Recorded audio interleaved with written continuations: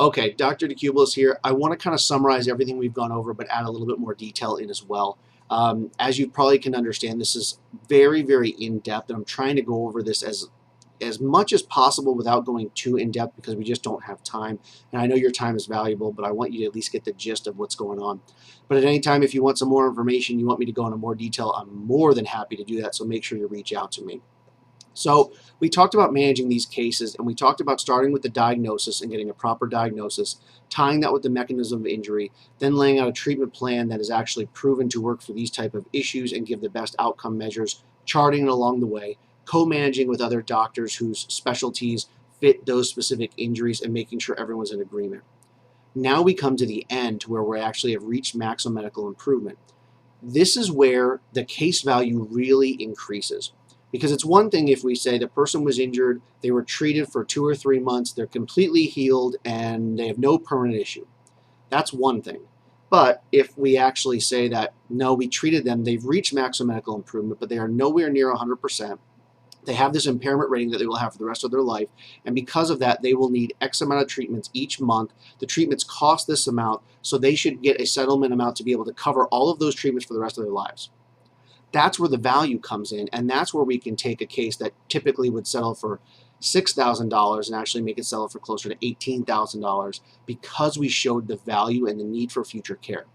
So the way that we do that is we go back and we show not only the treatment that was done and performed and the outcome measures at each re-exam and when they stop getting improvement, but then we also look at things like duties under duress, loss of lifetime enjoyment activities.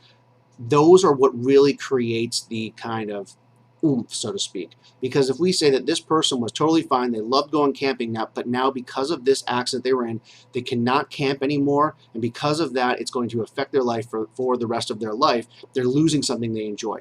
Or this person is no longer able to work sitting for 8 hours a day, which is what they did before because they were in IT. Because of this, they have to look for a new profession. And so they are going to lose X amount of dollars over the course of however many years doing a different profession because they can no longer do what they went to school for.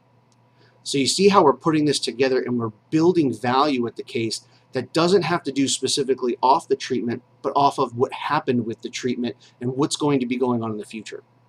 That is where most people lose it. They do not have anything talked about future care, future needs, and permanency. And that is key because that's how you get these higher case values. You have to put it all together.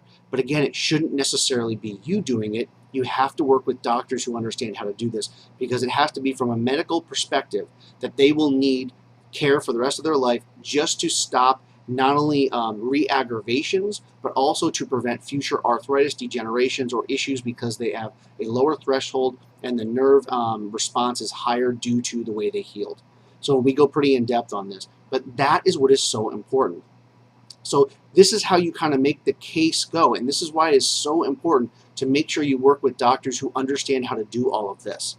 So if you ever have any questions, you know, I'm here, but I also go around and I train other doctors how to do this too. So if you need a resource, even in an area that I'm not in, I can point you to the doctors who know what they're doing. And I also work with attorneys to help show them what they need to be looking for and what they need to get from their doctors in cases, even if I can't work with them. That way you get the most value.